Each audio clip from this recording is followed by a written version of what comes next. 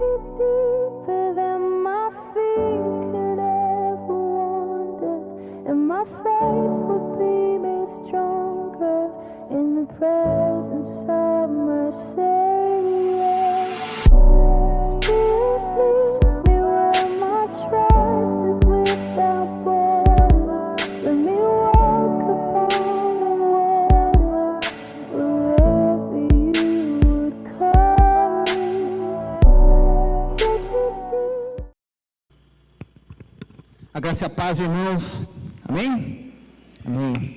É muita alegria poder estar aqui nessa comunidade tão amada que sempre me acolheu, sempre cuidou e continua cuidando de mim mesmo lá em São Paulo. E eu queria dizer,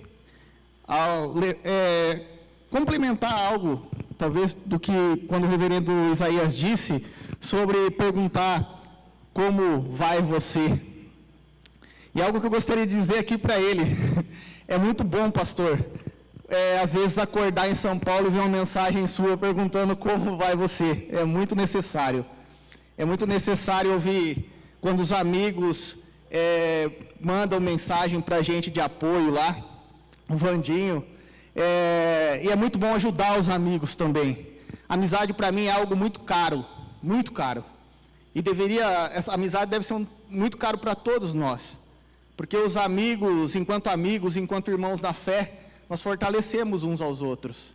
E eu tenho sido muito fortalecido em São Paulo pela nossa comunidade, assim como pelo reverendo Isaías, pelo Daniel, pela Beth, quantos papos na loja lá, é sempre bom demais. Bom, hoje o assunto, eu fui incumbido de tratar de um assunto que é um assunto que tem tomado uma proporção grande em nossos tempos, e como o reverendo Isaías bem disse, nós estamos no Setembro Amarelo, e esse tema ele traz à tona uma reflexão sobre a prevenção ao suicídio.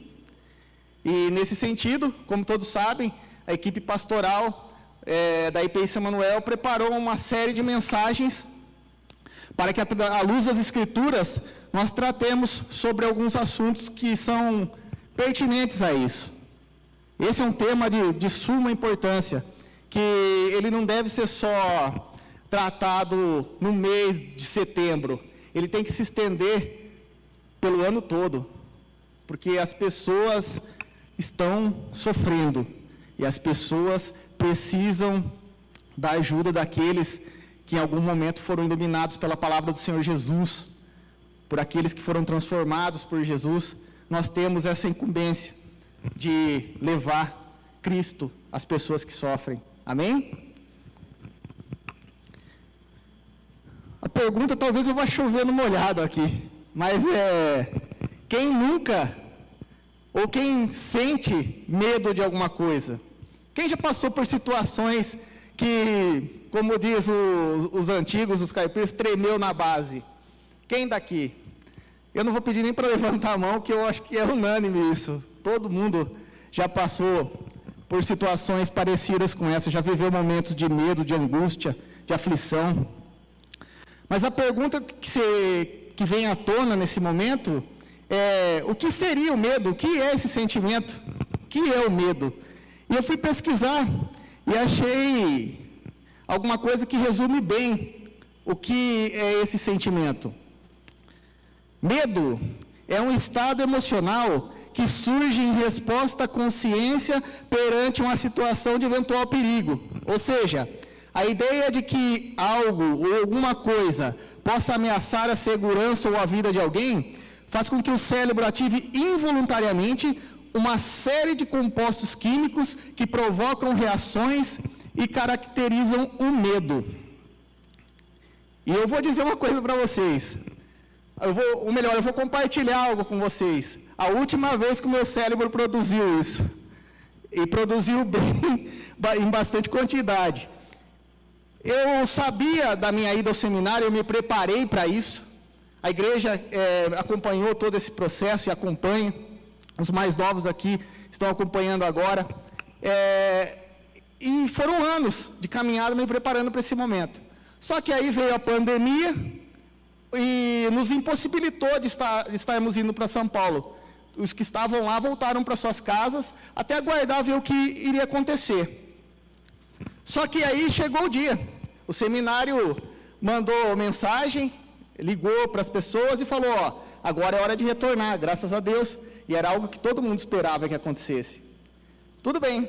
Naquela semana, eu comecei a ficar com o coração aflito, não por conta do meu chamado, porque Deus já veio trabalhando isso em mim, e eu tenho muita certeza do que eu quero, amo estar aqui, amo falar da palavra de Deus. Só que no dia que antecedeu a minha viagem, o reverendo Isaías combinou comigo, me ligou e falou assim, ó, amanhã, de manhãzinha, acho que era 6 horas da manhã, eu estou passando na sua casa, nós vamos passar na casa do Luizinho e vamos até São Paulo te levar. Aquela noite, irmãos, eu não dormi, de verdade. Aquela noite foi tenso. E eu olhava a minha mãe também, que preocupada, porque todo mundo sabe, vê como São Paulo é complicado e como o crime lá, as circunstâncias de São Paulo assustam as pessoas. Mas chegou o dia, o reverendo Isaías chegou, tudo muito contente, tudo muito feliz, nos cumprimentamos, eu coloquei as malas no carro, despedi da família, pé na estrada, pegamos Luizinho, rumo a São Paulo. Quando até o caminho estava tudo bem, tudo tranquilo. E aí nós chegamos no prédio que eu moro hoje, que é a minha residência lá em São Paulo. O reverendo Isaías parou numa oficina, né, pastor? Que eles deixaram que não dá para parar na avenida que eu moro o carro. E aí ele encostou o carro lá, começou a descer as minhas malas, e as coisas começaram a entrar no saguão do prédio ali. O porteiro nem estava, tinha ido almoçar. E aí o reverendo Isaías falou assim, o Luizinho também, ó, nós vamos orar por você, vamos fazer uma oração para que tudo dê certo, para que Deus te abençoe nesse momento. Enfim, o pastor Isaías começou a orar, o Luizinho também, e aí eles falaram assim, ó meu irmão, boa sorte, que Deus te abençoe, agora nós temos que ir. Tem uma porta que é da entrada do prédio, que ela é muito pesada, é uma porta preta, pesadíssima assim, e quando aquela porta se fechou, eu olhei, aquele monte de mala no chão. Eu sou adulto, mas eu lembrei da minha mãe, eu lembrei da minha mamãe, eu lembrei do meu pai, eu lembrei dos meus amigos, e eu falei assim, agora o negócio ficou sério, agora eu estou em São Paulo. E aí, nisso, eu já tinha ligado para o Heitor, que é o meu parceiro de quarto, para descer, um outro seminarista de Presidente Prudente, para descer para me ajudar com as malas. E o Heitor começou a me ajudar, a gente colocou as malas dentro do elevador e subimos. O Heitor, muito amável, tem sido um amigo muito especial para mim mesmo. Tem me fortalecido, assim como eu tenho fortalecido a ele também, graças a Deus. E aí ele me apresentou o prédio e tudo, ele falou, o seu quarto é esse e tal, entrei no meu quarto. Mas meu coração parecia que ia explodir, sabe? Eu sentei na cama, eu me lembro que eu fechei a porta e sentei na cama, naquele momento. E eu falei com Deus, eu falei, meu Senhor, o Senhor sabe como meu coração está nesse momento. O Senhor sabe como está apertado, como um misto de sentimentos, o que está passando na minha cabeça nesse momento. E eu peço ao Senhor que o Senhor fortaleça o meu chamado, faça com que eu aprenda a ficar aqui, faça com que eu acostume, enfim. E Deus, naquele momento, como sempre tem feito em minha vida, talvez nunca das maneiras que eu espere que Ele faça, mas Ele sempre, de alguma maneira, tem me consolado em todo esse tempo. E o Senhor colocou a mão sobre mim mais uma vez e me disse que vai ficar tudo bem. E naquele momento eu me tranquilizei, saí do quarto, fui conversar com o Heitor, fui comprar as coisas que eu precisava, cordinha de varal, todas essas coisas que alguém precisa para sobreviver. A gente precisa lavar roupa, enfim. E esse foi um evento, dentro de várias situações que eu já passei de medo. E eu creio que cada um de vocês aqui, em algum momento, de alguma maneira, já vivenciaram situações parecidas. Seja por conta de alguma enfermidade, alguma perda. Enfim, o medo, ele sempre vem em algum momento das nossas vidas. E a verdade Eu vou até mais longe, a verdade é que o medo ele é intrínseco à natureza humana. Só que o medo, ele na dosagem certa, ele é benéfico.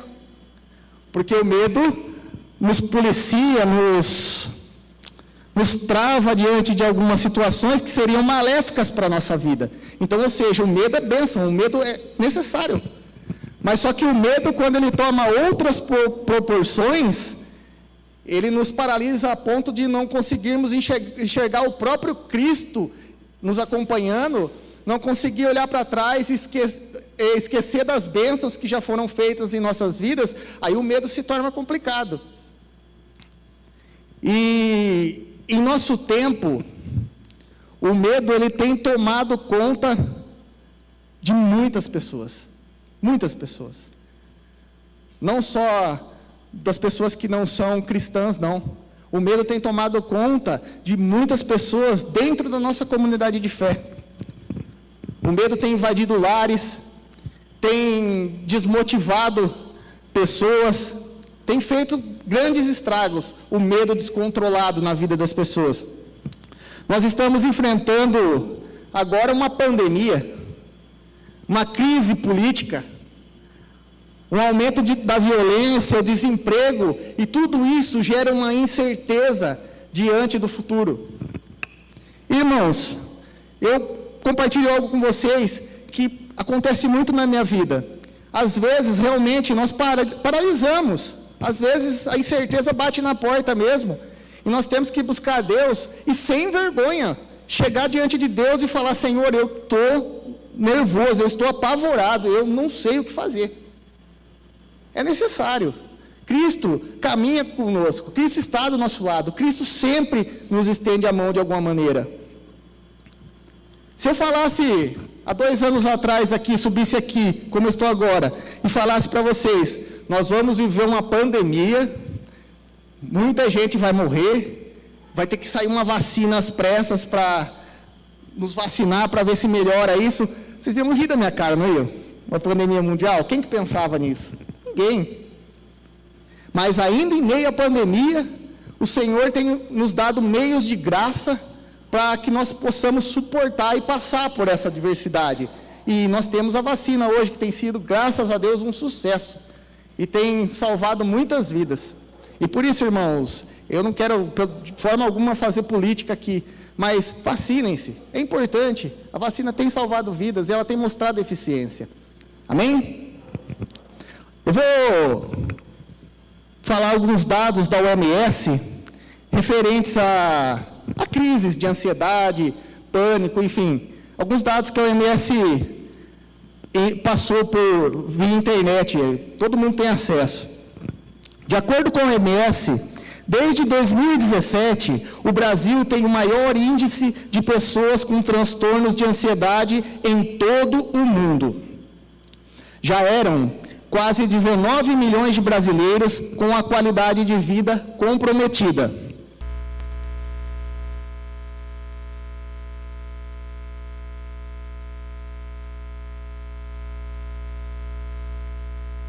Que já sofriam de algum transtorno.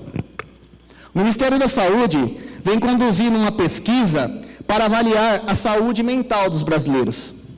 A primeira etapa foi realizada nos meses de abril e maio de 2020. Mais de 17 mil pessoas em todo o Brasil participaram desse estudo. E olha agora o resultado disso como é alarmante. 86,5% dos entrevistados estavam enquadrados em algum tipo de ansiedade patológica. Percebam como o negócio é grave? Nós não podemos simplesmente fazer vista grossa a isso. E isso tem que se estender nas nossas vidas depois do Setembro Amarelo, nos outubros amarelos, nos dezembros amarelos da vida. Isso tem que permear a nossa vida. A consciência diante desse fato que é tão, diria, assombroso. Mas aí fica uma pergunta para nós aqui enquanto cristãos. O que isso tem a ver com a nossa vida? O que isso implica na nossa vida enquanto cristãos e cristãs, enquanto filhos de Deus, enquanto igreja? Nós, irmãos, estamos sujeitos a passar por isso. Nós não estamos livres de viver algum problema relacionado à ansiedade, a problemas psicológicos de toda sorte. Talvez quem tenha propriedade, eu não sei se alguém mais aqui é psicólogo, mas a Angélica, que é a esposa do pastor, ela pode falar com propriedade sobre isso, de como as pessoas estão passando por situações. E isso não é mérito na vida de quem não é da igreja. Isso está dentro das comunidades cristãs. Talvez eu não conheço todas as pessoas aqui, eu não sei o que vocês estão vivendo. Mas cada um está vivendo alguma dificuldade, ou se não estiver vivendo no momento, glória a Deus. Mas as dificuldades estão aí. Elas existem. E a Bíblia vai dizer que em algum momento nós vamos passar por dificuldades. A palavra de Deus, em Mateus 5,45, vai dizer: Deus faz raiar o sol sobre os maus e os bons, e derrama a chuva sobre os justos e injustos. João 16,33 vai dizer: Eu lhes disse essas coisas, para que em mim vocês tenham paz. Nesse mundo vocês terão aflições, contudo, tenham bom ânimo, eu venci o mundo. O que fica então para nós, diante desses textos bíblicos? A questão aqui não é sobre se não vamos passar por aflições ou se não vamos sentir medo, mas de que maneira nós vamos passar por eles. Como nós vamos enfrentar isso? Porque diante das Escrituras, o próprio Jesus nos alerta que nesse mundo nós passaríamos por aflições. Agora, o que vai definir é como passaremos por elas. O fato é que existem momentos que diante das aflições, o medo simplesmente nos paralisa, de tal maneira que nos tornamos cegos diante do próprio Cristo, diante do que Cristo está fazendo na nossa vida. O medo simplesmente nos paralisa. A fé em nossas vidas, que em algum momento era pujante, era firme como rocha, simplesmente, diante das tribulações e das dificuldades, ela enfraquece, fazendo com que nós esquecemos experiências com o autor dessa mesma fé. Perceba? E nesse ponto nós somos abatidos pelo desânimo, levados ao desespero, esquecemos de que Jesus não nos abandona e continua caminhando conosco a cada instante de nossas vidas. Esse é o grande consolo para nós em tempos como esse, tempos tão difíceis como nós estamos vivendo. Cristo continua caminhando conosco. Cristo não abandonou a sua igreja. Cristo está com cada um de nós. E o texto que eu venho meditando e que eu preparei o meu sermão em cima dele, é o texto que vai mostrar que cristãos, pessoas como Pedro e os discípulos, também não estão livres de passar por situações difíceis, vindo a sentir medo e muitas vezes até a se desesperar. Eu gostaria que a igreja nesse momento abrisse as suas Bíblias, ligasse as suas Bíblias, quem faz uso da Bíblia no celular, em Mateus 14:30. Esse texto, ele narra o momento em que Cristo anda sobre as águas. A minha versão, irmãos, é a NVI.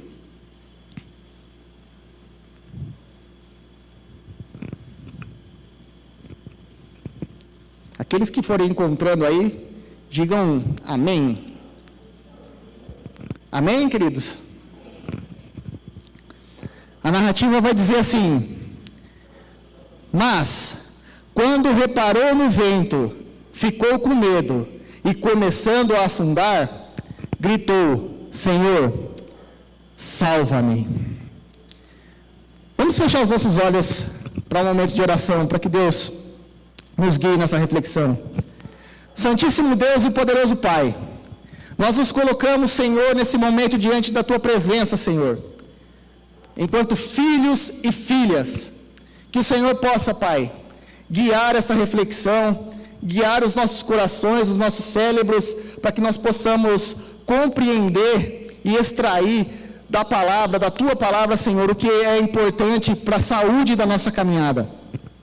Nos guie, Pai, esteja com cada irmão e irmã aqui presente, e que nós possamos, Senhor, ser edificados, porque o Senhor é sempre bom, e o Senhor sempre caminha conosco.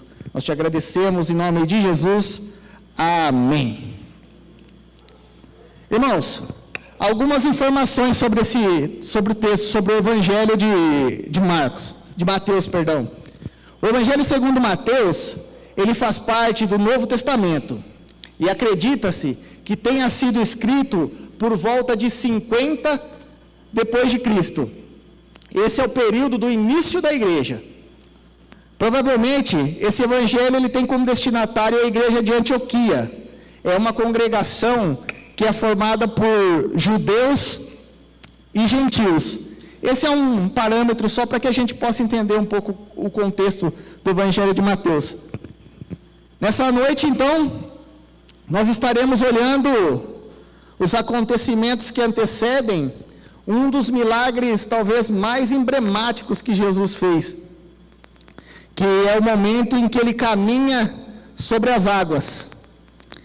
Nós vamos ver também como Pedro e os discípulos reagem a esse momento que, diante da narrativa, nós vamos ver que foi um momento muito difícil na vida deles. Um momento de medo mesmo e de pavor. Para que a gente entenda, e para que a gente chegue no versículo que foi lido, vamos voltar um pouquinho aos versículos anteriores. Vamos olhar para os acontecimentos que antecedem o versículo 30. Eu vou discorrer aqui, mas nós não vamos ler versículo por versículo, porque é extenso, e nós não temos tempo hábil para isso. Mas eu vou discorrendo com vocês, e na medida da explanação, nós vamos entendendo. Após o milagre público da multiplicação dos pães, outro milagre aconteceu. E ele não foi testemunhado por toda a multidão. Mas esse milagre, ele foi testemunhado apenas pelos discípulos. O cenário em que acontece esse milagre é o famoso, creio que todo mundo conheça, o Mar da Galileia. Só que eu não quero decepcionar ninguém. Não é um mar da Galileia. A Galileia, o Mar da Galileia, chamado Mar da Galileia, é um lago. O reverendo Isaías até falou disso em escolas bíblicas. Só para a gente conhecer um pouco essa questão. O Mar da Galileia é um lago com cerca de 21 quilômetros de extensão. Naquela região, irmãos, é muito comum que aconteçam tempestades repentinas. O lago ele fica numa depressão muito abaixo do mar e ele é cercado por montanhas. Ou seja, o ar frio das montanhas, que acontece ali nas montanhas em torno do lago, ele acaba se encontrando com um ar quente que fica sobre o lago. E aí, toda essa situação, ela acaba gerando ventanias e criando tempestades, até os dias de hoje. Alguns pesquisadores, eu estava lendo em casa, vão dizer que as ondas que são formadas nessas tempestades costumam chegar, às vezes, até 3 metros de altura. Aqui, então, o que nós temos? Nós temos uma possível compreensão do que estaria acontecendo nos momentos dos relatos de Mateus. Isso já dá uma prévia para nós, de como estava a situação ali, naquele momento que os discípulos estavam no barco. Nós vemos nos versículos que antecedem o versículo 30, que após realizar a multiplicação dos pães, Jesus insistiu com os discípulos para que eles entrassem no barco e fossem adiante dele para Betsaida. Ou seja, Jesus insistiu, falou, vocês montem no barco aí, após o momento da multiplicação, daquele milagre extraordinário de Jesus, montem no barco e vão até Betsaida. eu vou ficar aqui e vou me despedir das multidões, depois eu vou encontrá-los do outro lado. João, no capítulo 6, nos versículos 14 e 15, vai nos revelar o motivo de Jesus ter insistido com os discípulos de irem adiante dele. Basicamente, o que acontecia ali é o seguinte: as multidões, quando viram o milagre da multiplicação dos pães, eles ficaram encantados com aquela situação e queriam fazer de Jesus naquele instante rei. Queriam transformar Jesus rei naquele instante. Isso é sinal de que eles não entenderam nada do que Jesus estava fazendo. Então Jesus pede para os discípulos: vai adiante, eu vou dar um jeito aqui, me despedir, depois eu vou encontrá-los. Eu não vou me aprofundar nesse capítulo de João, porque ele não é o tema do nosso sermão hoje. Mas é interessante que vocês leiam em casa e compreendam tudo isso que estava acontecendo. A Bíblia relata, no versículo 23, que ao anoitecer, o barco ele já estava muito distante da margem, quando é acometido por grandes ondas, devido à tempestade que se abateu naquele momento. Nós olhamos aqui e pudemos ver que alguns pesquisadores falam que até hoje acontecem grandes tempestades, com ondas de até 3 metros de altura. Então nós podemos compreender que era um cenário ali de pavor realmente, medo de incertezas, enfim, diante do que estava acontecendo. Só que nós podemos pensar uma outra coisa. Os discípulos conheciam bem aquele ambiente. Alguns dos discípulos eram pescadores, ou seja, eles viviam da pesca, certamente eles já enfrentaram dificuldades que tangem a pescaria ali no momento da pescaria, as dificuldades, enfim. Eles conheciam aquilo, mas ainda assim o medo tomou conta deles. No momento do apavoro ali, da tempestade, da situação que eles se encontravam, Mateus vai relatar que Jesus vai até o local em que se encontravam os discípulos, só que ele vai de uma maneira diferente. Jesus vai caminhando sobre as águas. E no momento em que eles olham para Jesus, quando Jesus chega perto do barco, aí o medo toma outra proporção. A Bíblia vai dizer que eles começam a gritar desesperados, acreditando que o Cristo não era o Cristo, mas se tratava de um fantasma. Perceba o que o medo faz com a gente. Perceba como o medo descontrolado nos leva a viver algumas situações que nós não conseguimos reconhecer o próprio autor da nossa fé. E esse é um dos primeiros pontos que eu quero tratar com vocês hoje essa noite. O medo nos cega e afeta de forma direta a nossa compreensão. Então, como eu já disse, o medo, na medida certa, ele é muito benéfico. Porém, fora de controle, o medo ele é danoso para as nossas vidas. Além de nos cegar, nos impedindo de avaliar a situação pelos olhos da fé e com sabedoria, ele nos torna insensíveis e muitas vezes apáticos à presença do próprio Jesus. Perceba na narrativa que Jesus está indo ao socorro dos discípulos. E nós podemos trazer isso para a nossa vida, pensando que nas nossas dificuldades, muitas vezes, Jesus está agindo de uma maneira a vir ao nosso socorro. Mas o nosso medo é tanto, nós estamos tão dominados por aquela situação, que nós entendemos que o que está acontecendo, de alguma forma, está corroborando para ir contra a nossa vida. Porque nós estamos nos deixando sermos levados pelo medo. É um medo descontrolado. É o medo que nos paralisou. Esse é o medo que fugiu do controle. O outro ponto para nós pensarmos é o seguinte: os versículos 13 e 20 desse mesmo capítulo, como eu já disse, está narrando a multiplicação dos pães, que é o milagre que antecedeu esse milagre. Os discípulos eles tinham acabado de testemunhar esse milagre. Eles tinham acabado de ver a multiplicação dos pães. Mas parece que na hora da dificuldade deles, logo após esse episódio, tudo isso foi esquecido. Tudo isso parece que não aconteceu nada. Eles foram tomados de desespero. E eu trago agora algo para os nossos dias. Os discípulos naquele momento presenciaram os milagres caminhando ao lado de Cristo. Eles estavam vendo Cristo. Cristo caminhava com eles. Agora eu pergunto para vocês, se nós não nos apegarmos a Jesus hoje, se nós não tivermos um tempo de reflexão na palavra, tempo de oração e relacionamento com Cristo, hoje Cristo está através do Espírito Santo em nós. Então é necessário que nós nos alimentemos em oração, buscando essa presença. Ali naquele momento, os discípulos tinham Jesus perto, e ainda assim, após um milagre, se deixaram abater e foram tomados de pânico na próxima situação. Agora eu pergunto para vocês, quais são as nossas chances hoje? Quais são as nossas chances hoje, se nós não meditarmos, não clamarmos a Deus, não começarmos a ter tempo com Deus para entender essas coisas maravilhosas que Deus pode sim realizar na nossa vida?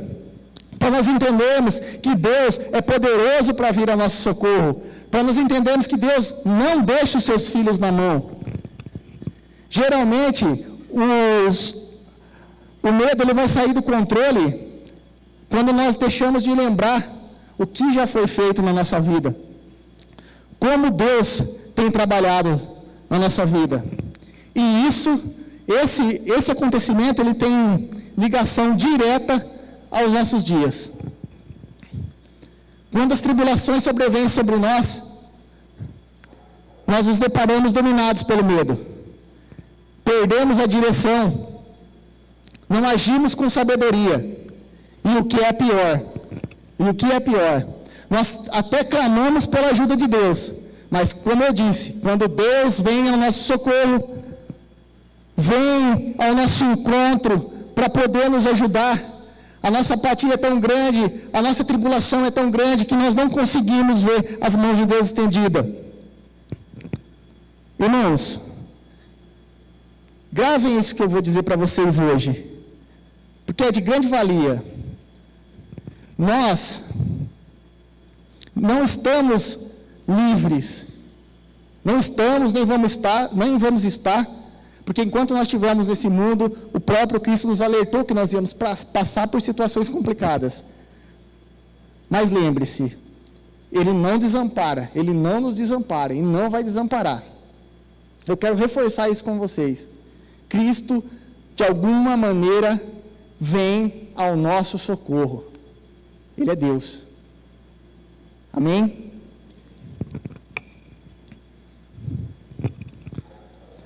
A nossa vida, irmãos, de uma hora para outra, pode mudar, ou melhor, as situações em torno da nossa vida.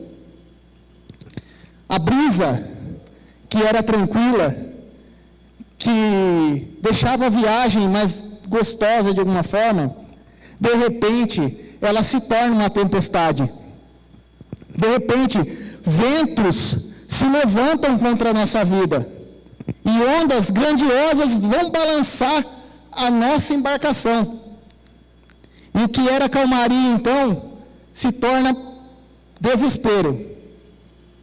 E nós, assim como os discípulos, que eram acostumados com o local o qual eles viviam, nós também somos acostumados com o cotidiano da nossa vida.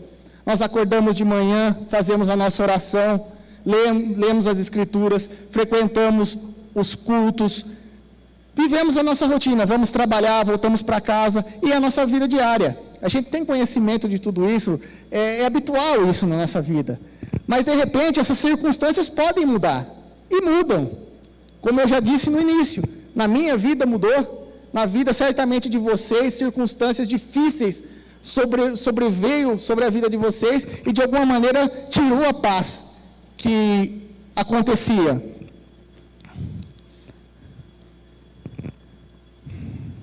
Mas essas coisas, irmãos, essas coisas não podem, mais uma vez, tirar o nosso foco de Cristo. E por que isso? Porque as coisas podem sair ao nosso controle, mas elas nunca fogem do controle de Jesus Cristo. Nunca. E esse é um outro ponto que eu gostaria de trazer essa noite. Nós, muitas vezes, acreditamos, e assim como os discípulos que conheciam o ambiente ali, e o ambiente se torna uma tempestade terrível, nós achamos que as coisas estão no controle, mas elas podem, de alguma maneira, em algum momento mudar. Só que nós temos que lembrar que quando elas fogem ao nosso controle, quando nós estamos perdidos e nós clamamos a Jesus, é Ele que vem para nos ajudar, é Ele que vem ao nosso encontro. Ou seja, o que parecia estar no nosso controle nunca esteve, porque nós não sabemos o que vai acontecer dentro de 1 minuto, no nosso próximo minuto. Mas isso nos leva a uma meditação profunda no que Deus pode fazer e em quem nós devemos esperar. E nisso, muitas vezes as dificuldades acabam nos fortalecendo. O que parecia mal acaba nos levando para mais perto de Cristo. Nos leva a ter mais tempo com Cristo, mais vivência com o Senhor. E isso aconteceu com os discípulos nessa cena. Algumas considerações importantes sobre esse fato. Vamos abrir as nossas Bíblias no Evangelho de Marcos, no capítulo 6, do 47 ao 48.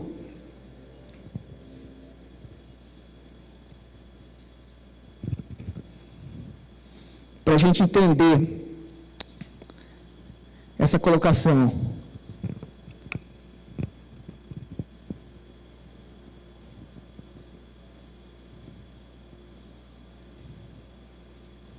Amém? A narrativa vai dizer: ao anoitecer, o barco estava no meio do mar, e Jesus se achava sozinho em terra. Ele viu os discípulos remando com dificuldade, porque o vento soprava sobre eles. Até aqui, irmãos. Esse texto traz algo muito importante. Ele diz que Jesus estava em terra no momento da dificuldade dos discípulos. Mas ele vai dizer também que Jesus, em outra versão, estava atento ao que acontecia naquele momento. Ou seja, nada estava fora de controle. As coisas poderiam estar fora de controle naquele momento ali para os discípulos, mas Jesus continuava no controle de tudo. Nós precisamos entender, queridos, que não é porque algo fugiu a esse controle, ao nosso controle, que algo fugiu do controle da nossa mão, do controle nas circunstâncias, que ele fugiu também do controle de Deus. O Senhor, no tempo certo e da maneira que Ele aprover agir, Ele vai agir. E às vezes, como eu disse, até a situação que era desesperadora, vai sempre corroborar para o nosso bem. Por isso, uma outra coisa que eu queria dizer a vocês: resista sempre diante das dificuldades, mas não resista da forma humana, resista a partir da vida que nós levamos com o Senhor, sempre no Senhor, nunca fugindo do Senhor, clame a Ele sempre. O próprio Jesus, irmãos, vai dizer em Mateus 28:20, que Ele estará sempre conosco até o fim dos tempos. Até o fim dos tempos. Ele não falou que estaria conosco por um dia, por 2 dias, por 3 dias, por 10, por 1 mês, por 1 ano. O Senhor todo o tempo caminha conosco. As dificuldades que o mundo nos impõe não podem servir de parâmetro para avaliarmos o cuidado de Deus com a gente. É natural que diante dos problemas, muitas vezes nós vamos ser tomados pelo medo, pelo desespero. Nós somos humanos. E Cristo é poderoso e é bondoso o suficiente para compreender isso. Por isso que todas as vezes no decorrer dessa mensagem, eu quero repetir para que vocês gravem no coração de vocês: Cristo não nos desampara. Não nos desampara. Eu não sei, meus irmãos, eu não sei de verdade, eu não sei o que cada um aqui tem vivido, eu não sei como cada um veio aqui hoje. Muitas vezes a gente vem até para a igreja sem vontade de vir. Tamanho é o sofrimento que nos abate de alguma maneira. Mas se Deus permitiu e você está aqui hoje, lembre-se que Deus está cuidando de você, tem cuidado de você. Nós não podemos, em hipótese alguma, perder isso de vista. Jesus, irmãos, está no seu quarto quando as lágrimas vêm. Jesus está consolando na hora que você perde alguém. Jesus está estendendo a mão quando ninguém mais acredita em você. Jesus te ampara quando todas as circunstâncias, quando todos os médicos falaram que não é possível, Jesus ainda está ali. Jesus, ele vê as nossas lágrimas, queridos. Jesus sabe, conhece as nossas dificuldades. E assim como um pai amoroso que ele é, ele sempre nos abraça. E ele sempre nos dá motivos para seguir adiante. Por isso, o meu convite para vocês hoje, ou até um desafio, é que pergunte como as pessoas estão.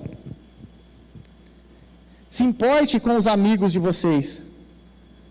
E que Deus abençoe que os vossos amigos também se preocupem com vocês. O reverendo Isaías citou aqui algo muito importante. Nós temos vivido tempos maravilhosos aqui na nossa comunidade.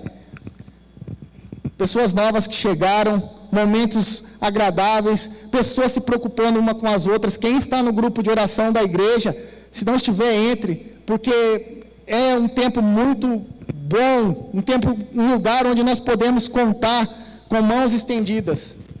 E eu creio que mãos estendidas não é só no WhatsApp, não, e nas redes sociais aqui na nossa comunidade. Eu creio que qualquer um que venha precisar de qualquer coisa, a comunidade sempre vai estar de mãos estendidas para ajudar. Nós somos irmãos em Cristo, nós estamos no mesmo barco.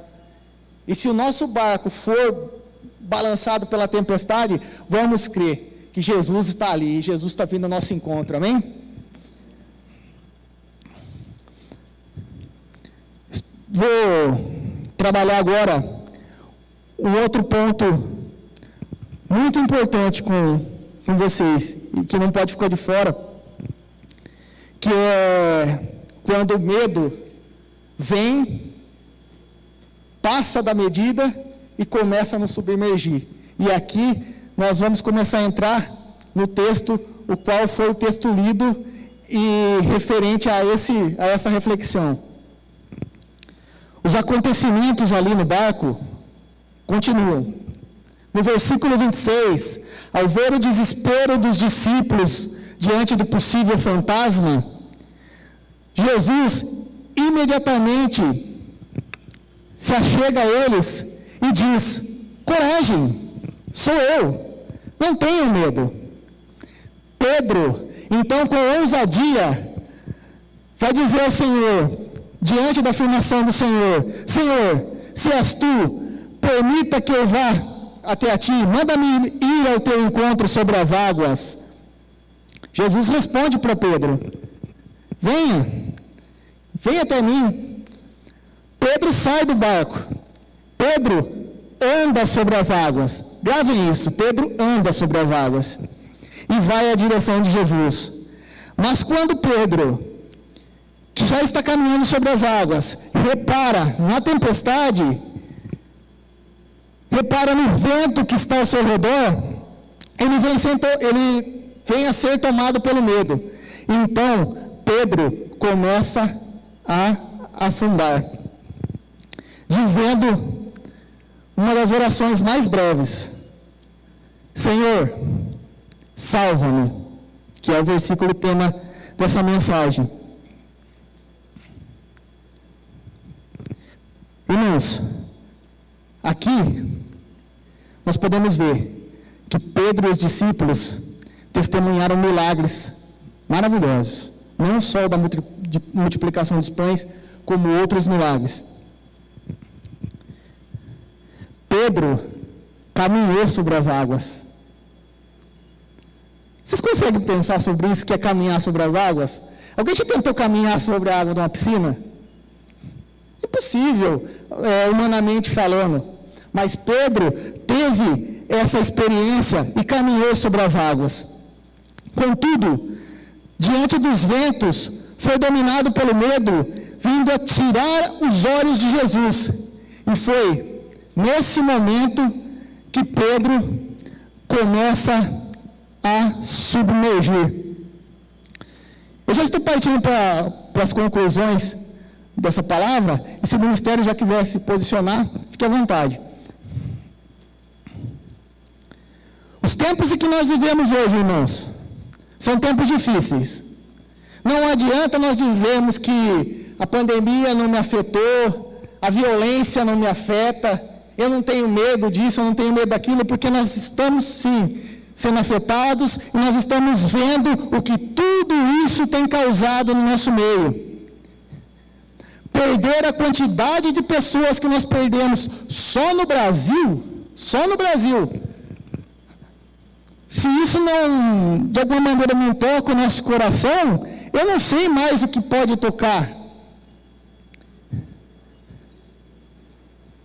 Esses são os ventos fortes que estão se abatendo sobre as nossas vidas, enquanto cristãos, que está se abatendo sobre a nossa embarcação. Nós sabemos, irmãos, o melhor, que não existem na Bíblia nenhuma promessa de não dificuldade nesse mundo. E como eu disse, os ventos estão se abatendo nesse momento sobre as nossas vidas. Mas o que eu quero que vocês se lembrem, o capitão da salvação caminha à nossa frente. Assim como Pedro e os discípulos, nossa fé pode até ser abalada nos momentos difíceis. As circunstâncias, elas vão nos amedrontar. E nesse momento, não há força para longas orações, para orações elaboradas, para orações teológicas. Em alguns momentos, os pastores sentem medo, o seminarista nem se fala, não estou no nível ainda. Muitas vezes o medo nos abate de uma maneira que se torna inviável até seguir. Eu tenho passado na minha vida por muitas situações assim. Desde antes da minha conversão, depois da minha conversão. Mas hoje eu aprendi algo muito importante. Eu aprendi a manter os olhos no capitão da salvação. Eu aprendi a manter os olhos no Cristo que se fez homem. Veio, morreu na cruz para nos salvar. E o próprio Cristo falou que estaria conosco até a consumação dos dias.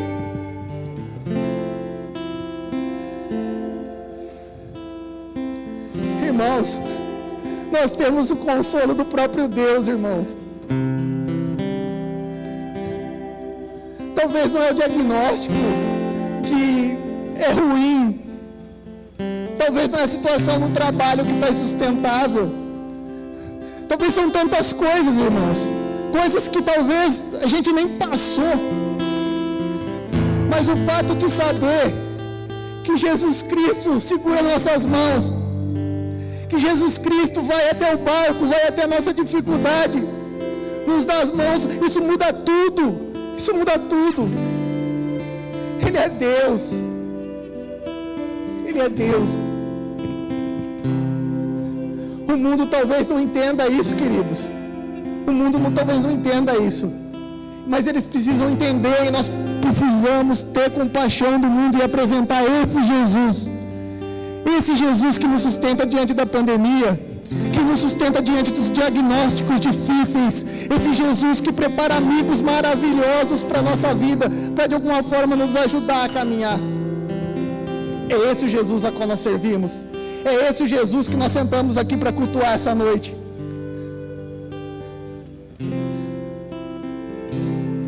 Irmãos, se as dificuldades abaterem a sua vida de alguma maneira, se o barco da sua vida balançar, as tempestades vierem com força, tudo que eu posso dizer nessa noite para vocês e para mim: coragem, irmãos, coragem. Mantenha os olhos fixos em Jesus. Ele tem cuidado de nós. Ele tem cuidado de você. Desde o momento que você acorda na sua cama, abre os seus olhos e respira. Ele cuida do seu sono. Ele cuida da sua família. E eu tenho tanto pedido para Deus que cuidasse da minha família aqui em São Manuel. Cuidasse dos meus amigos, cuidasse da nossa comunidade. Eu oro por vocês. Por isso não deixe, não perda de vista em hipótese alguma esse Cristo. Mesmo nas dificuldades, mesmo que o barco estiver quase virando, lembre-se da oração de São Pedro. Ela não precisa ser teológica, ela não precisa ser uma oração toda elaborada, mas ela precisa sim ser uma oração que parte do nosso coração quebrantado. E diga: Senhor, salva-me. E a mão do Senhor certamente estará estendida na vida de cada um de vocês.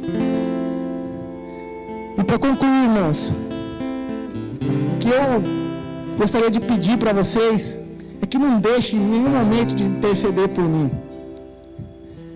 É difícil, Felipe está em São Paulo também sozinho.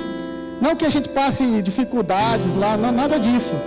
Mas saber que tem uma igreja orando por nós, saber que nós podemos contar com amigos que mandam mensagem para nós, com um pastor que manda mensagem para nós, isso é muito importante.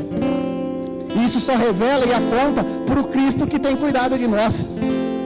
E Cristo certamente, nas dificuldades, há de levantar pessoas para ajudar.